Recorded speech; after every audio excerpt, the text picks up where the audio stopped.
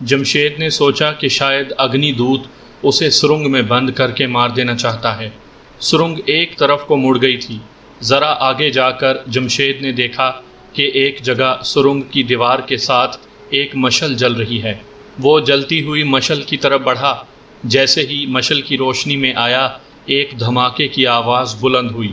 اس نے گھبرا کر پیچھے دیکھا۔ اس کے پیچھے اوپر سے چٹانی دیوار نے گر کر سرنگ کو بند کر دیا تھا۔ وہ گھبرا کر تیز قدموں سے آگے چلا تو 6-7 قدم چلنے کے بعد معلوم ہوا کہ سرنگ آگے سے بند ہے اور آگے بھی پتھر کی دیوار کھڑی ہے۔ وہ سرنگ کی کشادہ قبر میں بند کر دیا گیا تھا۔ واپس آ کر جہاں دیوار کے ساتھ مشعل جل رہی تھی، اس کی روشنی میں بیٹھ گیا اور سوچنے لگا کہ کیا وہاں سے وہ کبھی باہر نکل سکے گا یا نہیں۔ شاید یہی وہ موت کی سرنگ تھی جس میں اگنی دوت نے اس کو پھینکنے کا حکم دیا تھا۔ اس نے آنکھیں بند کر لیں اور خدا کو یاد کرنے لگا۔ تھوڑی ہی دیر بعد اسے بھن بھناہٹ کی آوازیں سنائی دیں۔ اس نے آنکھیں کھول کر دیکھا، اسے کوئی خاص شے نظر نہ آئی۔ بھن بھناہٹ کی آوازیں آہستہ آہستہ قریب آتی جا رہی تھیں۔ وہ حیران ہو کر کبھی دیواروں کو دیکھتا، کبھی سرنگ کی چھت کو دیکھتا۔ ہر شے اپنی جگہ پر ویسی کی ویسی ہی تھی، مگر بھن بھناہٹ کی گنجار برابر بڑھتی جا رہی تھی۔ اچانک اس کی نگاہ 7-8 قدموں کے فاصلے پر سرنگ کی دوسری بند دیوار کی طرف اٹھی تو اسے مشعل کی دھندلی روشنی میں ایسے لگا جیسے زمین پر سیاہ رنگ کی ایک لمبی لکیر اس کی طرف بڑھی چلی آ رہی ہے۔ وہ جلدی سے اٹھ کر کھڑا ہوا اور غور سے اس کالی لکیر کو تکنے لگا۔ بھن بھناہٹ کی آواز سے اب سرنگ کی بند فضا گونجنے لگی تھی۔ سیاہ لکیر ذرا قریب آئی تو جمشید کے بدن میں خوف کی سرد لہر دوڑ گئی۔ یہ کالے رنگ کے سینکڑوں ہزاروں بچھو تھے جو کالے پانی کی سیاہ لہر کی طرح زمین کے ساتھ لگے تیزی سے اس کی طرف آ رہے تھے۔ وہاں ان بچھوؤں سے بچنے کی کوئی جگہ نہیں تھی۔ وہ خوف زدہ ہو کر دیوار کے ساتھ لگ گیا۔ اس نے دیوار پر چڑھنے کی کوشش کی، مگر دیوار چٹان کی ہموار سطح کی طرح تھی۔ وہ دائیں طرف کو ہو گیا، بچھو اس طرف سے بھی آ رہے تھے۔ وہ بائیں طرف ہو گیا، مگر بچھو اس طرف سے بھی آگے بڑھتے چلے آ رہے تھے۔ ہزاروں بچھوؤں کی وجہ سے سرنگ کی زمین سیاہ ہو گئی تھی۔ جمشید نے اچھل کر دیوار پر لگی ہوئی مشال کو پکڑنے کی کوشش کی، مگر مشال زمین سے کافی بلندی پر تھی۔ وہاں تک اس کا ہاتھ نہ جا سکا۔ اس دوران سینکڑوں ہزاروں بلکہ لاکھوں کی تعداد میں بچھو اس کے پاؤں کے نزدیک پہنچ گئے تھے۔ کچھ بچھو دیواروں پر چڑھ کر اس کی طرف بڑھ رہے تھے۔ جمشید بے اختیار ہو کر بچھوؤں کو پاؤں سے کچلنے کی کوشش کرنے لگا، لیکن جہاں ہزاروں لاکھوں بچھو ہوں وہاں وہ کیا کر سکتا تھا؟ بچھو اس کی ٹانگوں پر چڑھ گئے اور انہوں نے اسے ڈسنا شروع کر دیا۔ 2-3 بچھوؤں کے ڈسنے سے ہی جمشید کا جسم سن ہو کر درخت کے کٹے ہوئے ٹہن کی طرح گر پڑا۔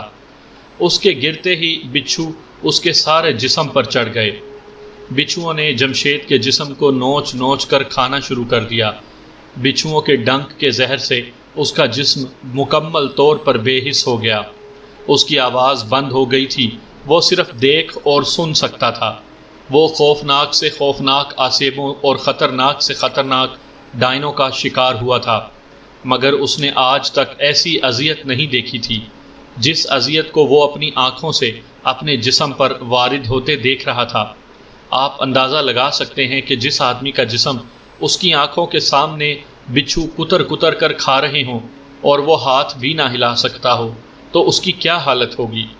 جمشید عبرتناک بے بسی کی حالت میں اپنے جسم کو ریزہ ریزہ ہوتے دیکھ رہا تھا۔ اس کے لباس کے چیتھڑے اڑ گئے تھے، اس کا سارا جسم اریاں ہو گیا تھا اور اس کے سارے جسم پر سیاہ بچھو چمٹے ہوئے تھے اور اس کو کتر کتر کر کھا رہے تھے۔ اس کے حلق سے پہلے المناک چیخیں بلند ہوئیں، پھر یہ چیخیں کراہوں میں تبدیل ہو گئیں اور آخر میں یہ کراہیں بھی معدوم ہو گئیں۔ بچھو اس کے چہرے کا سارا گوشت کھال سمیت کھا گئے تھے، صرف اس کی آنکھوں کے ڈیلے باقی رہ گئے تھے۔ اس کے حلق سے بلبلاہٹ کی لرزہ طاری کر دینے والی آواز نکلی اور بچھو اس کے جسم سے اترنا شروع ہو گئے۔ جب سارے کے سارے سیاہ بچھو اس کے جسم سے اتر کر بھن بھناہٹ کی گنجار کے ساتھ جدھر سے آئے تھے اسی طرف کو واپس چلے گئے تو جمشید نے ڈیلے گھما کر اپنے جسم پر نگاہ ڈالی۔ وہ خوف کے مارے اپنی آنکھیں بھی بند نہیں کر سکتا تھا، کیونکہ بچھو اس کی آنکھوں کی پلکیں اور پپوٹے بھی کھا گئے تھے۔ مشعل کی روشنی میں اس کو اپنے جسم کی ساری ہڈیاں ہی ہڈیاں نظر آ رہی تھیں۔ جسم کی کسی ہڈی پر گوشت کا ایک ذرہ بھی نہیں بچا تھا۔ سینکڑوں ہزاروں بچھوؤں کی زہر سے اس کی ہڈیاں سیاہ ہو گئی تھیں۔ دہشت کے مارے اس پر غشی کی حالت طاری ہو گئی۔ اسے کوئی ہوش نہ رہا۔ وہ کب تک اس حالت میں رہا اسے یہ خبر بھی نہیں تھی۔ جب اسے ہوش آیا تو اس نے آنکھوں کے ڈیلے گھمائے۔ اس پر یہ حیرت انگیز انکشاف ہوا کہ اس کا جسم اور اس کے جسم کا گوشت پوست واپس آ چکا تھا۔ وہ بار بار اپنی آنکھوں کی پلکیں جھپکانے لگا۔ وہ اپنی اصلی حالت میں تھا۔ وہ اٹھ کر بیٹھ گیا۔ وہ اسی سرنگ میں تھا اور دیوار پر مشعل اسی طرح جل رہی تھی۔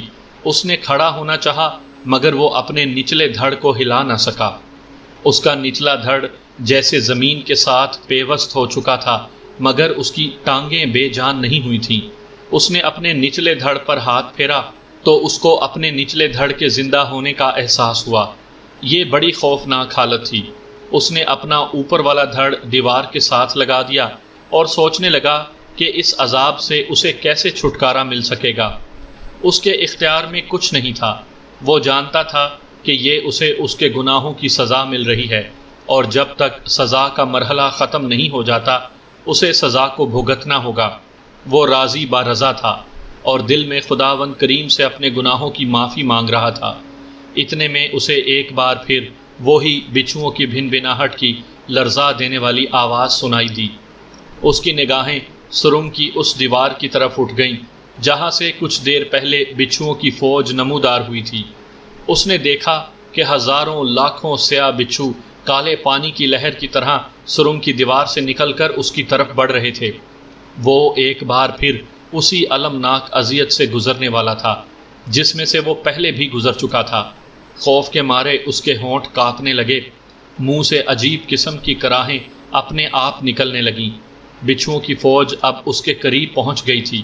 اس نے اپنے پاؤں اوپر کھینچنے کی کوشش کی مگر اس کی ٹانگوں نے اپنی جگہ سے بالکل حرکت نہ کی۔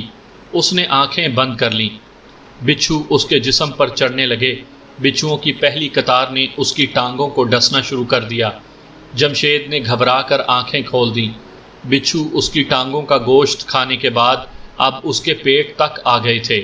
وہ ہاتھوں سے بچھوؤں کو مارنے اور الگ کرنے کی ناکام کوشش کرنے لگا۔ بچھو اس کے ہاتھوں اور بازوؤں سے چمٹ گئے اور انہیں ڈسنے اور ہاتھوں اور بازوؤں کا گوشت کھانے لگے۔ اس کے جسم کو جیسے کوئی کاٹ کاٹ کر کیما بنا رہا تھا۔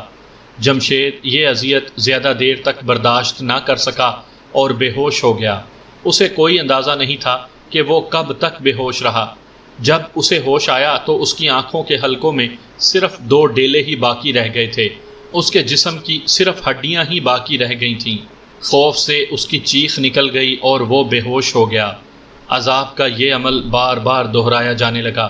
سیاہ بچھوؤں کی فوج آ کر اس کے جسم پر چڑھ جاتی اور اس کا گوشت کھا کر اسے ہڈیوں کا پنجر بنا کر واپس چلی جاتی۔ جمشید بے ہوش ہو جاتا۔ جب ہوش آتا تو اس کا جسم اصلی حالت میں واپس آ چکا ہوتا تھا۔ اس کے بعد ایک بار پھر سیاہ زہریلے بچھو موج در موج سرنگ کی دیوار میں سے نمودار ہوتے اور اس کے جسم سے چمٹ کر اسے ڈستے اور اس کے جسم کا سارا گوشت کھانے کے بعد واپس چلے جاتے۔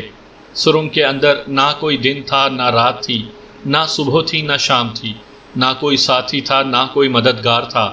جمشید کی اکیلی جان تھی اور ناقابل برداشت عذاب کا اذیت ناک عمل تھا جسے بار بار دہرایا جا رہا تھا۔ جمشید کو جس وقت ہوش آتا تو اپنے جسم کے سیاہ ہڈیوں کے پنجر کو دیکھ کر وہ خدا سے اپنے گناہوں کی معافیاں مانگنے لگتا۔ وقت گزر رہا تھا مگر جمشید کو وقت کے گزرنے کا بالکل احساس نہیں تھا۔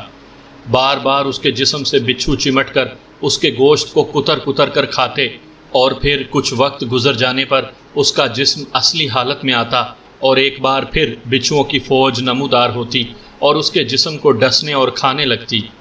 اذیت اور ناقابل برداشت کرب کا ایک مکمل عمل تھا جس میں سے جمشید گزر رہا تھا۔ دن گزر گئے تھے یا مہینے گزر گئے تھے مگر جمشید کو کچھ احساس نہیں رہا تھا۔ پھر ایک دن ایسا ہوا کہ زہریلے بچھوؤں کی فوج اس کے جسم کو ہڈیوں کا پنجر بنا کر جا چکی تھی اور وہ بے ہوش ہو چکا تھا کہ حسب معمول کچھ وقت گزرنے پر اسے ہوش آیا تو اس نے دیکھا کہ وہ گھپ اندھیرے میں ہے۔ اس نے سوچا شاید سرنگ میں جلتی رہنے والی مشل بجھ گئی ہے۔ پہلے اس کا صرف اوپر والا دھڑ ہی حرکت کر سکتا تھا، نچلا دھڑ حرکت نہیں کرتا تھا، مگر اب اسے محسوس ہوا کہ وہ اپنے نچلے دھڑ کو بھی ہلا سکتا ہے۔ وہ جلدی سے اٹھ کھڑا ہوا۔ جیسے ہی وہ کھڑا ہوا اس کا سر چھت سے ٹکرا گیا۔ وہ بڑا حیران ہوا کہ سرنگ کی چھت اپنے آپ اتنی نیچے کیسی ہو گئی۔ اس نے بازو کھول کر دیوار کو ٹٹولا تو اسے معلوم ہوا کہ وہ سرنگ میں ہی ہے، مگر سرنگ سکڑ کر پہلے سے زیادہ تنگ و تاریک ہو گئی ہے۔ اس نے اپنے پیچھے ٹٹول کر دیکھا، اس کے پیچھے سرنگ کی دیوار تھی۔ وہ پورا کھڑا نہیں ہو سکتا تھا۔ اس نے جھک کر سرنگ کی دوسری جانب آہستہ آہستہ چلنا شروع کیا۔ اندھیرے میں اسے کچھ دکھائی نہیں دے رہا تھا۔ وہ سرنگ کی دونوں جانب دیواروں پر ہاتھ رکھ کر چل رہا تھا۔ اچانک گرم ہوا کا ایک جھونکا سامنے کی جانب سے آیا اور اس کے جسم کو چھو کر گزر گیا۔ جمشید ایک لمحے کے لیے رک گیا۔ اسے ایسے لگا جیسے آگے کہیں آگ جل رہی ہے، لیکن آگے چلنے کے سوا کوئی چارہ بھی تو نہیں تھا۔ سرنگ میں گرم ہوا اب نہیں تھی۔ وہ چل پڑا۔ سرنگ بالکل سیدھی جا رہی تھی۔ سرنگ کی بند فضا پر گہری خاموشی چھائی ہوئی تھی۔ خاموشی کے سناٹے میں جمشید کو سرگوشی سی سنائی دی، کہاں جا رہے ہو؟ میرے پاس آ جاؤ، میں کب سے تمہارا انتظار کر رہی ہوں۔ یہ کسی عورت کی سرگوشی تھی۔ وہ ایک پل کے لیے رک گیا۔ سرگوشی کی آواز دوسری بار سنائی دی اور پھر گہرا سکوت چھا گیا۔ جمشید سمجھ گیا کہ یہ آواز سوائے کسی بدروح کے اور کسی کی نہیں ہو سکتی۔ وہ پھر چلنے لگا۔ جیسے جیسے وہ آگے جا رہا تھا سرنگ کی فضا گرم ہوتی جا رہی تھی۔ اسے خطرہ تھا کہ کہیں وہ اچانک کسی آتش فشاں پہاڑ کے کھولتے ہوئے لاوے میں نہ گر پڑے۔ وہ رک رک کر چل رہا تھا۔ سرنگ کی فضا زیادہ گرم ہونے لگی تھی۔ وہاں دوسرا کوئی راستہ نہیں تھا۔ وہ رک بھی نہیں سکتا تھا۔ اسے ہر حالت میں آگے ہی جانا تھا۔ جب سرنگ میں کچھ گرمی زیادہ بڑھ گئی تو جمشید دیوار کے ساتھ لگ کر بیٹھ گیا اور سوچنے لگا کہ اسے کیا کرنا چاہیے۔ واپس جانے کا تو کوئی فائدہ نہیں تھا کیونکہ سرنگ کی ساری فضا ہی گرم ہو چکی تھی۔ آگے ضرور یا تو کہیں کھولتا ہوا لاوا بہہ رہا تھا اور یا پھر آگ ہی آگ لگی ہوئی تھی۔ جمشید کا جسم پسینے میں شرابور ہو گیا۔ تپش کی وجہ سے اسے سانس لینے میں مشکل پیش آ رہی تھی۔ وہ واپس مڑ گیا اور سرنگ میں جھک کر پیچھے کو چلنے لگا، مگر سرنگ کی ساری فضا ہی گرم ہو رہی تھی۔ وہ جہاں سے چلا تھا وہیں آ گیا۔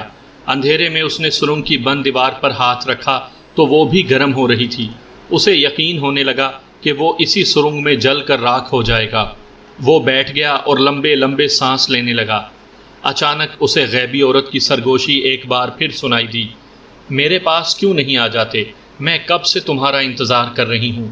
وہ جانتا تھا کہ یہ کسی بدروح کی آواز ہے، لیکن اس خیال سے کہ شاید اسی بدروح کے سہارے وہ اس جہنم سے باہر نکلنے میں کامیاب ہو جائے، اس نے پوچھا تم کون ہو؟ عورت کی سرگوشی سنائی دی، میں تمہاری دوست ہوں۔ جمشید نے کہا کیا مجھے یہاں سے باہر نکال سکتی ہو؟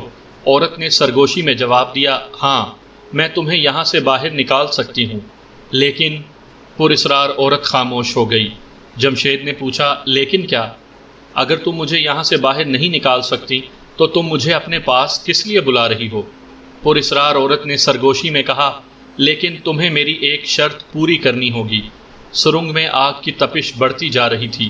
جمشید نے محسوس کیا کہ اگر وہ کچھ دیر مزید سرنگ میں بند رہا تو اس کے جسم کو آگ لگ جائے گی۔ اس نے بغیر سوچے سمجھے کہہ دیا مجھے تمہاری ہر شرط منظور ہے، مگر پہلے مجھے یہاں سے باہر نکالو، میرا جسم جل رہا ہے۔ عورت کی آواز آئی ایک بار پھر سوچ لو، اگر تم نے میری شرط پوری نہ کی تو تمہارا جو انجام ہوگا پھر اس سے میں بھی تمہیں نہ بچا سکوں گی۔ جمشید کی جان پر بنی ہوئی تھی، وہ ہر قیمت پر اس جہنم سے نکل جانا چاہتا تھا۔ اس نے چیخ کر کہا مجھے منظور ہے، خدا کے لیے مجھے یہاں سے نکلنے کا راستہ بتاؤ۔ پراسرار عورت کی اس آواز سے زیادہ پراسرار ہنسی کی آواز سنائی دی۔ اس نے کہا میری شرط یہ ہے کہ تمہیں اپنا آپ میرے حوالے کرنا ہوگا۔ جمشید نے کہہ دیا مجھے منظور ہے۔ قدرت جمشید کا امتحان لے رہی تھی۔ قدرت دیکھنا چاہتی تھی کہ جمشید اپنے اعتقاد پر کتنا ثابت قدم ہے۔ اگر جمشید ذرا اور صبر کرتا تو قدرت کی طرف سے خود بخود اس کی نجات کا ذریعہ پیدا ہونے والا تھا، مگر جمشید کا اعتقاد ابھی اتنا پختہ نہیں تھا۔ اس نے گھبرا کر پراسرار عورت کی شرط تسلیم کر لی۔ اس کے ساتھ ہی سرنگ کی دیوار ایک جگہ سے شق ہو گئی اور وہاں ایک راستہ بن گیا۔ وہاں سے پراسرار سی روشنی اندر آ رہی تھی۔ پراسرار عورت نے سرگوشی میں کہا اس راستے سے نکل آؤ۔ جمشید جلدی سے دیوار کے شگاف میں داخل ہو گیا۔ وہاں آگ کی تپش کے بجائے بڑی خوشگوار ٹھنڈک سی تھی۔ جمشید کے باہر نکلتے ہی دیوار کا شگاف ہلکے سے دھماکے کی آواز کے ساتھ بند ہو گیا۔ عورت کی سرگوشی سنائی دی چلتے آؤ۔ جمشید دھندلی روشنی میں چلنے لگا۔ یہاں بھی اس کی دونوں جانب دیواریں تھیں اور جگہ بھی ایک سرنگ کی مانند تھی، مگر اس کی چھت اونچی تھی اور کہیں کہیں دیواروں میں دھیمی روشنی والے دیے جل رہے تھے، جن کی مدھم روشنی نے وہاں کی فضا کو زیادہ پراسرار بنا دیا تھا۔ جلتی بھنتی سرنگ میں سے نکلنے کے بعد جمشید اس کشادہ سرنگ کے خوشگوار ٹھنڈک میں سکون محسوس کر رہا تھا۔ اگر اسے کوئی ڈر تھا تو صرف اس بات کا کہ کہیں کسی طرف سے کالے بچھوؤں کی فوج اچانک نکل کر اس پر حملہ نہ کر دے۔ اس عورت کی پراسرار سرگوشی سنائی دی آگے تمہیں ایک زینہ ملے گا، زینہ چڑھو گے تو ایک بند دروازہ آئے گا، دروازے کے باہر ایک کالا ناگ پہرا دے رہا ہے، تمہیں اپنی طرف آتا دیکھ کر وہ پھنکارے گا، مگر گھبرانا مت۔ کالے ناگ سے کہنا شیوانی گرمیاں کی جے ہو، وہ تمہارے راستے سے ہٹ جائے گا، تم دروازہ کھول کر اندر آ جانا۔ اس وقت جمشید کو پتہ چلا کہ یہ کسی ہندو عورت کی بدرو ہے۔ اب اسے پچھتاوا لگا کہ اس نے اس کی شرط مان کر بہت بڑی غلطی کی ہے۔ پھر اس نے سوچا کہ کوئی بات نہیں، ایک بار وہاں سے نکلنے کے بعد وہ اس عورت سے بھی روپوش ہو جائے گا۔ وہ نہیں جانتا تھا کہ اس بدرو عورت شیوانی کے چنگل سے نکلنا اس کے لیے ناممکن ہو جائے گا، اور اس کی شرط مان کر اس نے اپنے آپ کو ایک ایسے اندھے کنویں میں گرا دیا ہے کہ جہاں سے نکلنا اس کے بس کی بات نہیں ہوگی۔ سرنگ میں چند قدم چلنے کے بعد ایک زینہ اوپر کو جاتا تھا۔ وہ اس کی سیڑھیاں چڑھنے لگا۔ اوپر بند دروازے کے پاس پہنچا تو اسے سانپ کی پھونکار سنائی دی۔ اس نے ایک کالا ناگ دیکھا جو پھن کھولے اس کی طرف ٹکٹکی باندھے دیکھ رہا تھا۔ سانپ نے جمشید پر حملہ کیا تو وہ جلدی سے پیچھے ہٹ گیا اور اس نے کہا شیوانی گرمیاں کی جے ہو۔ کالا ناگ پھن سمیٹ کر ایک طرف چلا گیا۔ اس کے جاتے ہی دروازہ کھل گیا۔ جمشید نے جھانک کر دیکھا، یہ اونچی چھت والا چھوٹا کمرہ تھا۔ دیواروں پر آمنے سامنے دو مشعلیں جل رہی تھیں۔ درمیان میں قالین بچھا ہوا تھا جس پر ایک لمبے سنہرے بالوں والی گورے رنگ کی جوان عورت 16 سنگھار کیے تکیے کا سہارا لیے نیم دراز تھی۔ اس عورت نے جمشید کی طرف دیکھ کر کہا میرے پاس آ کر بیٹھ جاؤ۔ جمشید دروازے سے ہٹا تو دروازے کے پٹ اپنے آپ بند ہو گئے۔ وہ عورت کے پاس آ کر قالین پر بیٹھ گیا۔ اس جوان عورت کے حسن و جمال سے جمشید بھی متاثر ہوئے بغیر نہ رہ سکا۔ عورت کی نیلی آنکھیں جمشید کو مسلسل تک رہی تھیں۔ جمشید خاموش بیٹھا تھا۔ عورت کی آنکھوں میں ایک زبردست طلسمی کشش تھی۔ اس نے مسکراتے ہوئے کہا تم نے میری شرط مان کر عقل مندی کا ثبوت دیا ہے، ورنہ اس وقت تم زندہ نہ ہوتے۔ اس پر اسرار عورت کے ماتھے پر ہندو عورتوں کی طرح سرخ تلک لگا ہوا تھا۔ جمشید نے پوچھا تم نے مجھ سے جو شرط منوائی ہے اس کا مطلب میں نہیں سمجھ سکا۔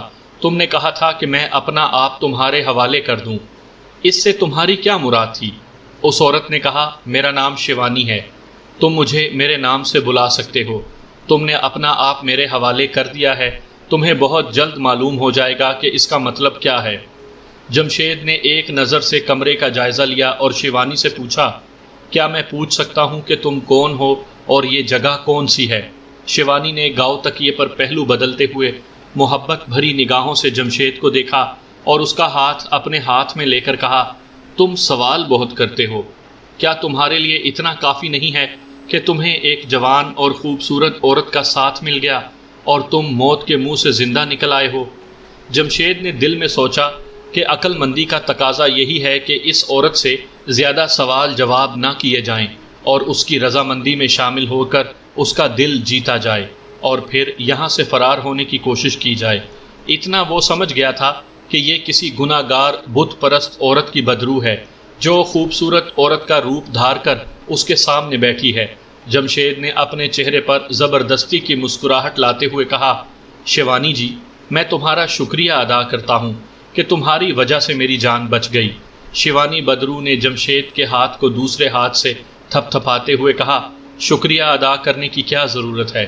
اگر تم میری شرط نہ مانتے تو میں تمہیں چھوڑ کر جا چکی ہوتی۔ شیوانی بدرو اٹھ کھڑی ہوئی۔ اس نے کہا، میرے ساتھ آؤ۔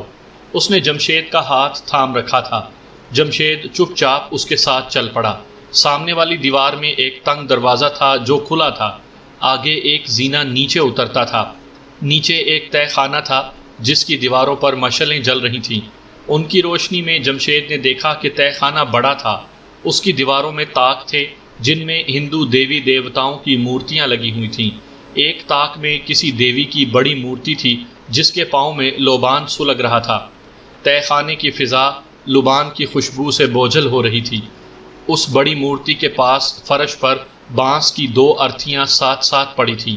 ارتھی بانس کی وہ اسٹریچر جیسی چارپائی ہوتی ہے جس پر ہندو لوگ اپنے مردے کو ڈال کر جلانے کے لیے شمشان بھومی لے جاتے ہیں۔ ارتھیوں کے سرہانے دونوں جانب ایک ایک نوجوان لڑکی نیم عریاں لباس میں کھڑی تھی۔ دونوں کے بال ان کے شانوں پر بکھرے ہوئے تھے۔ دونوں کے ہاتھوں میں 2 کٹورے تھے جو خون سے بھرے ہوئے تھے۔ معلوم نہیں یہ خون کسی انسان کا تھا یا کسی جانور کا تھا۔ دونوں لڑکیاں بت بنی ساکت کھڑی تھیں۔ شیوانی بدرو جمشید کو لے کر ان ارتھیوں کے پاس آ کر بولی، یہاں سے میری شرط کا پہلا مرحلہ شروع ہوتا ہے۔ تم اپنا آپ میرے حوالے کر چکے ہو۔ تم ویسا ہی کرو گے جیسے میں تمہیں کہوں گی۔ اگر تم ذرا بھی ہچکچائے یا تم نے میرا حکم ماننے سے انکار کیا تو اسی لمحے تم نرک کی آگ میں جھلستی ہوئی سرنگ میں پہنچا دیے جاؤ گے۔ جمشید کو موت کا خوف بالکل نہیں تھا۔ اسلام قبول کرنے کے بعد اس کے دل سے موت کا خوف نکل چکا تھا، لیکن وہ ابھی مرنا نہیں چاہتا تھا۔ وہ زندہ رہ کر اس دنیا میں ہی اپنے گناہوں کا کفارہ ادا کر دینا چاہتا تھا تاکہ مرنے کے بعد اس کی روح گناہوں کے بوجھ سے آزاد ہو کر اگلی دنیا میں جائے۔ اس نے کہا، میں اپنی شرط کا پابند ہوں، لیکن مجھے کیا کرنا ہوگا؟ شیوانی بدرو نے جمشید کو متنبہ کرتے ہوئے کہا، تمہیں سوال کرنے کی اجازت نہیں، تم میرے حکم کے پابند ہو۔ جمشید خاموش ہو گیا۔ شیوانی نے سامنے رکھی ارتھیوں کی طرف اشارہ کرتے ہوئے کہا، ایک ارتھی پر لیٹ جاؤ۔ جمشید کیسے انکار کرتا؟ وہ خاموشی سے آگے بڑھا اور ایک ارتھی پر سیدھا لیٹ گیا۔ شیوانی بدرو طاق میں رکھی بڑی مورتی کے پاس گئی، اس کے پاؤں میں سلگتے ہوئے لوبان کی تشتری اٹھائی اور کچھ منتر منہ میں پڑتی ہوئی دونوں ارتھیوں کے گرد آہستہ آہستہ چکر لگانے لگی۔ ارتھی پر سیدھا لیٹا جمشید شیوانی کو اپنے گرد چکر لگاتے خاموش نگاہوں سے دیکھ رہا تھا۔ کچھ چکر لگانے کے بعد شیوانی بدرو نے لوبان والی تشتری مورتی کے قدموں میں رکھ دی، پھر دونوں ہتھیلیاں کھول کر لوبان میں سے اٹھتے ہوئے دھوئیں کو اپنے چہرے پر ملنے لگی۔ پھر اس نے پلٹ کر اپنا چہرہ دیوی کی مورتی کی طرف اٹھایا اور دونوں بازو پھیلا کر بلند آواز میں کہا، ماتا اگنی، ماتا اگنی، مجھے وردھان دے، مجھے وردھان دے، جے ہو، ماتا اگنی کی جے ہو۔ اس کی آواز میں آواز ملا کر ارتھیوں کے سرہانے کی جانب کھڑی خون کے کٹوروں والی لڑکیوں نے بھی جے ہو ماتا اگنی کا نعرہ بلند کیا۔ ارتھی پر لیٹنے سے پہلے جمشید نے دونوں لڑکیوں کے ہاتھوں میں جو کٹورے تھے ان میں خون دیکھ لیا تھا۔ وہ پریشان تھا کہ کہیں یہ بدروہیں اسے مورتی کے آگے قربان نہ کرنے والی ہوں۔ اس نے سوچ لیا تھا کہ اگر ایسی بات ہوئی تو وہ ان بدروحوں کا مقابلہ کرے گا اور وہاں سے بھاگ نکلنے کی کوشش کرے گا۔ شیوانی بدرو آہستہ آہستہ قدم اٹھاتی جمشید کی ساتھ والی خالی ارتھی کے پاس آ کر کھڑی ہو گئی، پھر وہ جھکی اور ارتھی پر بالکل اسی حالت میں سیدھی ہو کر لیٹ گئی جس حالت میں جمشید لیٹا ہوا تھا۔ اس نے لیٹتے ہی جمشید کا ہاتھ اپنے ہاتھ میں لے کر اسے اپنے دل پر رکھ لیا اور پراسرار آواز میں کسی منتر کا جاپ کرنے لگی۔ جمشید کا بایاں ہاتھ شیوانی بدرو کے دل پر تھا، اس کے اوپر شیوانی بدرو نے اپنا ہاتھ رکھا ہوا تھا۔ تھوڑی دیر بعد جمشید کو اپنا ہاتھ گرم ہوتا محسوس ہوا، پھر اس کے ہاتھ کی گرمی اس کے بدن میں سرایت کرنے لگی۔ وہ ضبط کیے ہوئے ارتھی پر سیدھا لیٹا رہا۔ یہ گرمی اتنی نہیں تھی کہ جسے وہ برداشت نہ کر سکتا۔ شیوانی بدرو منتر پڑھتے جا رہی تھی۔ اس کی آواز بلند ہونے لگی۔ بلند ہوتے ہوتے وہ دوبارہ مدھم ہو گئی۔ جمشید کے بدن میں گرم لہریں دوڑنے لگیں۔ یہ لہر اس کے شیوانی کے دل پر رکھے ہوئے ہاتھ میں سے نکلتی اور اس کے سارے جسم میں پھیل جاتی۔ اس کے بعد جمشید کے جسم کو ہلکے ہلکے جھٹکے لگنے لگتے۔ وہ کچھ گھبرا گیا۔ اس نے کچھ بولنا چاہا، لیکن اس انکشاف سے اس کا دل کانپ اٹھا کہ اس کی بولنے کی قوت ختم ہو چکی تھی۔ تھوڑی دیر کے بعد اسے جھٹکے لگنے بند ہو گئے۔ اب اس کا جسم آہستہ آہستہ کانپ رہا تھا۔ اس کے کانوں میں عجیب سی آوازیں گونجنے لگی تھی۔ کبھی آوازیں اتنی تیز ہو جاتی کہ جمشید کو اپنے کان بند ہونے لگتے۔ کبھی ان آوازوں کی گونج دھیمی ہو کر بھن بھناہٹ میں تبدیل ہو جاتی۔ منتروں کا جاپ کرتے کرتے شیوانی بدرو نے چیخ جیسی آواز میں جے کارا بلند کیا، جے ہو ماتا اگنی کی۔ اس کے فوراً بعد دونوں لڑکیوں نے بھی یہی جے کارا بلند کیا اور خون سے بھرے ہوئے کٹورے تھامے ارتھیوں کے پاؤں کی طرف آ گئیں۔ وہاں آتے ہی دونوں لڑکیوں نے منتر پڑھنے شروع کر دیے۔ جمشید ان لڑکیوں کو دیکھ رہا تھا۔ شیوانی بدرو خاموش ہو گئی تھی۔ لڑکیاں منتر پڑھ رہی تھیں۔ پھر انہوں نے منتر پڑھتے پڑھتے ہاتھ کٹوروں میں ڈالے اور ارتھیوں پر خون کے چھینٹے مارنے لگیں۔ خون کا چھینٹا جمشید کے چہرے پر پڑا تو اس نے آنکھیں بند کر لیں۔ دونوں لڑکیاں تھوڑی تھوڑی دیر بعد منتروں کا جاپ کرتے شیوانی بدرو اور جمشید پر خون کے چھینٹے پھینک رہی تھی۔ جب ان کے کٹوروں میں بھرا ہوا خون ختم ہو گیا تو وہ منتر پڑھتی ہوئی 10 قدم پیچھے ہٹ کر کھڑی ہو گئیں۔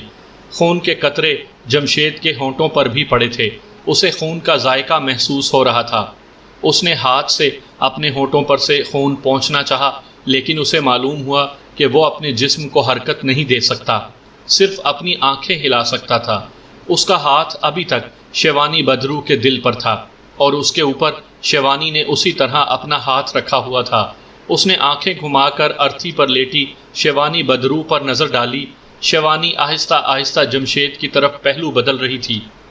وہ لیٹی لیٹی ایسے پہلو کی طرف ہو رہی تھی جیسے یہ سب کچھ خواب کی حالت میں ہو رہا ہو۔ جمشید اپنی جگہ سے بالکل نہیں ہل سکتا تھا۔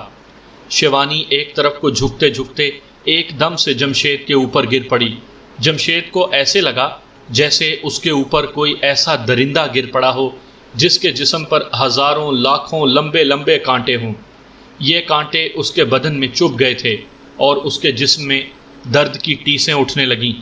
جمشید کے منہ سے بے اختیار ایک لمبی چیخ نکل گئی۔ اس کی آنکھوں کے آگے اندھیرا چھا گیا۔ پھر اسے ایسے محسوس ہوا جیسے اس کا جسم آہستہ آہستہ اوپر کو اٹھ رہا ہے۔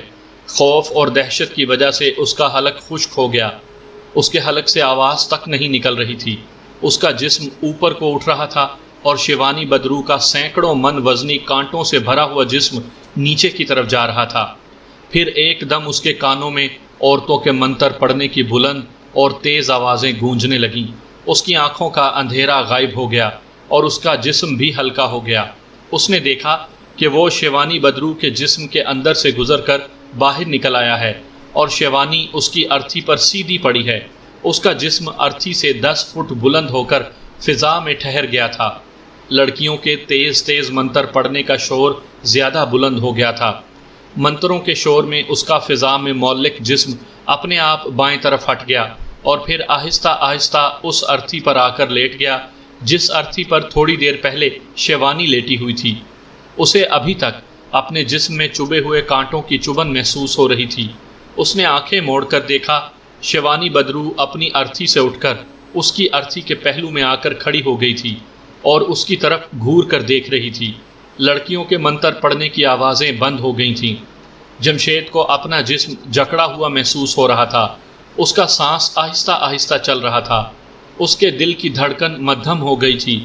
اس کی آنکھیں جیسے پتھرا گئی تھیں۔ وہ ارتھی پر لیٹے لیٹے پتھرائی ہوئی آنکھوں سے شیوانی کو دیکھ رہا تھا۔ شیوانی بدرو کے چہرے اور جسم پر خون کے چھینٹوں کے بے شمار دھبے پڑے ہوئے تھے۔ اس کے چہرے پر بھی خون کے چھینٹوں کے سرخ نشان تھے۔ اس کے دیکھتے دیکھتے شیوانی نے اپنا ایک بازو اوپر کو اٹھایا اور اس کی خوبصورت شکل بدلنا شروع ہو گئی۔ اس کا رنگ جو گورا تھا سیاہ ہو گیا، اس کی نیلی آنکھیں سرخ ہو گئیں اور آنکھوں کے حلقے گہرے سیاہ گڑھوں کی طرح نظر آنے لگے۔ اس کے سنہری بال سیاہ ہو کر اس کے سر پر گچھا سا بن گئے، اور ان بالوں میں جمشید نے سانپوں اور بچھوؤں کو رینگتے ہوئے دیکھا۔ وہ عورت ایک حسین عورت سے بدرو کا روپ دھار چکی تھی، وہ اپنے اصلی روپ میں واپس آ چکی تھی۔ شیوانی بدرو نے وحشت خیز ڈراؤنی آواز میں جمشید کو گھورتے ہوئے اپنا ہاتھ اس کی طرف بڑھا کر کہا، میرا ہاتھ تھام کر اپنی ارتھی سے اٹھو۔